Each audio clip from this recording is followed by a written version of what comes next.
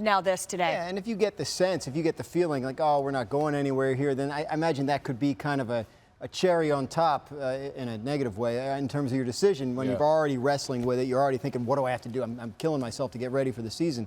I mean, the Lions made the playoffs last year, right? I mean, they weren't. It's not like they were some lousy team that had no shot to go anywhere. They were in the playoffs last year, so it was a little bit of a confusing comment. Yeah, I mean, he's honest. We should applaud athletes for being honest when we take issue with them sort of giving us canned answers consistently. So I applaud the honesty.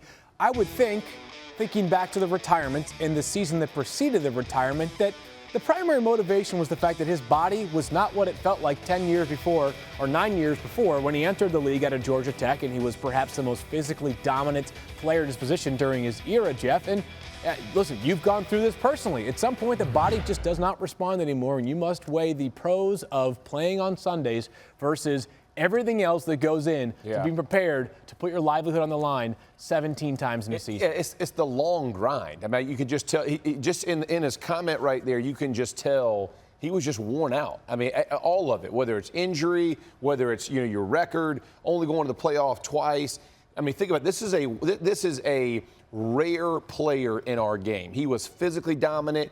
He was a great teammate. He was never, I mean, everything about this guy screams class. He's always done it the right way, whether it's in Detroit, Georgia Tech, you name it, giving back to the community. This guy is as good as it gets.